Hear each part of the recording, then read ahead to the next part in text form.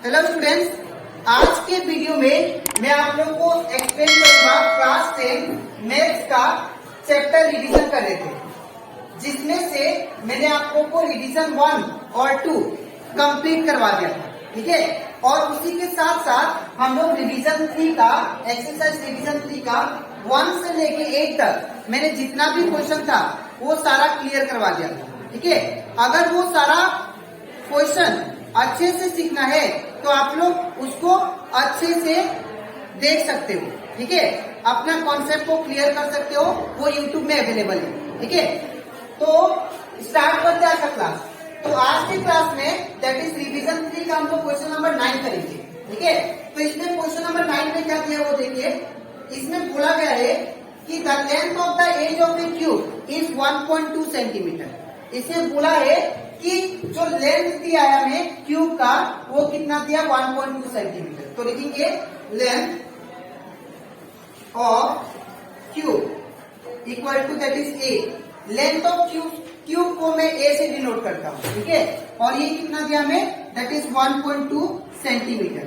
ठीक है, अब हमें क्या निकालना है that is volume of cube. ठीक है, तो therefore volume of cube equal to हो जाएगा that is volume of cube का फॉर्मूला क्या होता है, एक का क्यूब। ठीक है, जो भी लेंथ होता है उसका क्यूब। तो यहाँ पे लेंथ दैट इज ए कितना दिया है 1.2, तो यहाँ पे क्या रखेंगे 1.2 का क्यूब। ठीक है, तो अगर हम लोग 1.2 को 3 टाइम्स मल्टीप्लाई करना पड़ेगा। ठीक है, तो अगर इसको मल्टीप्लाई करना है तो मल्टीप्लाई करने का तरीका क्या है वो देखिए। हम लोग जानते हैं 12 इंटू 12 ये कितना होता है 144, है कि नहीं। अब 144 इंटू क्या करेंगे 12 इंटू 12 ये कितना हो जाएगा 8 2 इंटू 4 4 1। तो 8 प्लस 4 12 का 2 1 है 7 1। तो यहाँ पे देखिए ये तीनों को मल्टीप्लाई करके कितना आया 1728। और यहाँ पे देखो आप लोग, यहाँ पे एक डिजिट के बाद पॉइंट है। ठीक है ना, इधर एक डिजिट के बाद पॉइंट है, फिर इधर एक डिजिट के बाद पॉइंट है। ठीक है ना, तो टोटल कितना डिजिट के बाद पॉइंट हो गया 3। ठीक है ना, तो हम लोग पीछे से क्या करेंगे 3 डिजिट के बाद पॉइंट देंगे 1 2 3 डिजिट के बाद पॉइंट होगा। ठीक है, और यहाँ पे क्या लगेगा यूनिट क्या था सेंटीमीटर, तो यहाँ पे सेंटीमीटर लिखेंगे और एक क्यूब है तो क्यूब देंगे। ठीक है, तो ये आ गया that is volume of cube. ठीक है, और यहाँ पे भी हम लोग क्या लिख सकते हैं दैट इज सेंटीमीटर, और यहाँ पे भी सेंटीमीटर का क्यूब। ठीक है, तो ये हो जाता है कंप्लीट हमारा क्वेश्चन नंबर 9। अब हम लोग रिवीजन 3 का क्वेश्चन नंबर 10 करेंगे। ठीक है, तो इसके बाद अब हम लोग करते हैं एक्सरसाइज रिवीजन 3 का क्वेश्चन नंबर 10। इसमें दिया गया है that is the volume of a cube से बॉक्स इज 3859। अब एक यहाँ पे क्यूब से बॉक्स दिया गया। ठीक है, एक क्यूब शेप का बॉक्स है, और हम लोग जानते हैं क्यूब में जो लेंथ होता है वो किसके बराबर होता है ब्रेड का, और वो ब्रेड भी किसके बराबर होता है हाइट का। That means length bread height क्या होता है आपस में बराबर होता है। ठीक है, तो इसका ये जो क्यूब दिया गया है बॉक्स, इसका वॉल्यूम आपको कितना दिया है 6859। तो बोल रहा है कि इसका हाइट कितना होगा, हमें क्या फाइंड करना है इसका हाइट। ठीक है, तो ये कैसे होगा, तो सबसे पहले हम गिवन लिख लेते हैं। गिवन क्या दिया है that is volume of cube equal to कितना दैट इज 6859 सेंटीमीटर क्यूब। ठीक है, अब हम लोग जानते हैं वॉल्यूम ऑफ क्यूब का फॉर्मूला क्या होता है दैट इज ए क्यूब। ठीक है, साइड का क्यूब। ठीक है, इक्वल का इक्वल। अब ये 6859 सेम रहेगा। ठीक है, जब इसको हम लोग सॉल्व करेंगे 6859 का, तो यहाँ पे देखो, यहाँ पे सबसे पहले आपको क्या करना है इसका एलसीएम लेना 6859 का। ठीक है, तो 6859 का एलसीएम लेता। तो जब एलसीएम लेंगे तो सबसे पहले एलसीएम यहाँ पे अगर 3 से करें, क्योंकि लास्ट में 9 है, 3 से करेंगे तो नहीं जाएगा। ठीक है, तो मैं इसको 19 से करता हूँ। तो 19 3 का कितना होता है दैट इज 7। ठीक है, 57 होता है। ठीक है, और 57 19 3 का कितना हो गया 57। ठीक है, अब 57 और 68 माइनस करने से कितना आएगा? 68 और 57, तो ये कितना आ जाएगा? 11, तो 11 कितना आ गया? 5। अब 19 6 जा कितना होता है? 19 6 जा 115, ठीक है। तो 19 6 जा 115 तो नहीं आता है, ठीक है। तो हम लोग क्या करेंगे? 114 करेंगे। तो 19 6 जा कितना आता है? 114। तो यहाँ पे 115 में से 114 कैंसिल, तो कितना बचा? 1 बचा, 19 हो गया। फिर 19 1 जा 19। अब ये जो 361 है, एक इसका क्यूब रूट है, किसका स्क्वायर रूट है? 19 का।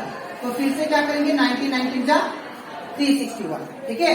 तो फिर यहाँ पे 19 1 जा 19, तो दैट मीन्स ए क्यूब का ए क्यूब रहेगा इक्वल टू, अब यहाँ पे देखो आप लोग 19 का कितना आ गया? क्यूब आ गया। तो यहाँ पे इन प्लेस ऑफ दिस क्या लिखेंगे? 19 का क्यूब, ठीक है। अब ये क्यूब क्यूब सिमिलर है, तो हम लोग बेस को कंपेयर कर लेते हैं। तो ए का वैल्यू कितना आ गया? 19 सेंटीमीटर, ठीक है। तो therefore we can say height कितना आ गया क्यूब का? वो 19 सेंटीमीटर, ठीक है। तो therefore height of cube box is 19 centimetre, ठीक है।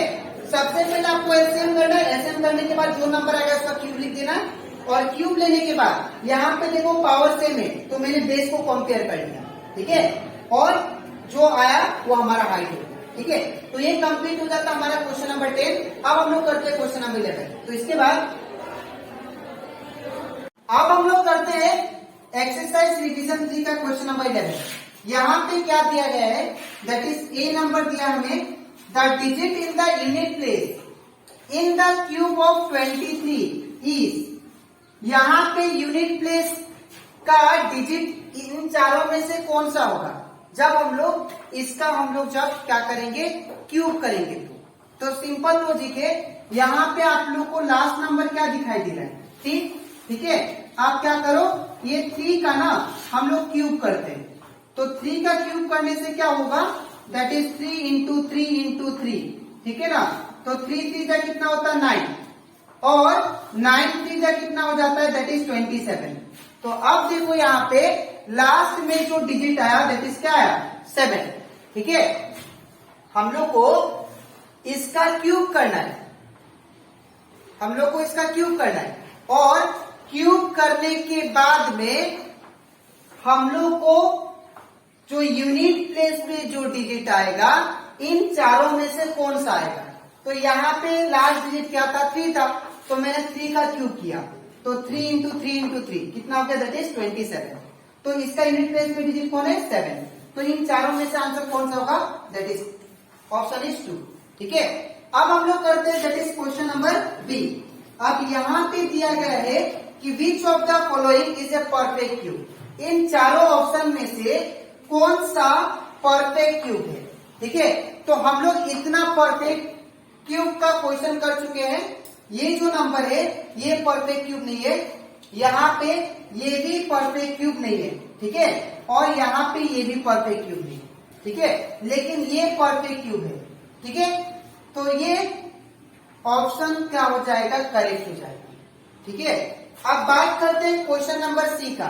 तो क्वेश्चन नंबर सी में दिया गया है the value of is root under root that is 1000। यहाँ पे क्यूब का साइन है, ठीक है ना। तो मुझे इसका क्यूब रूट निकालना है।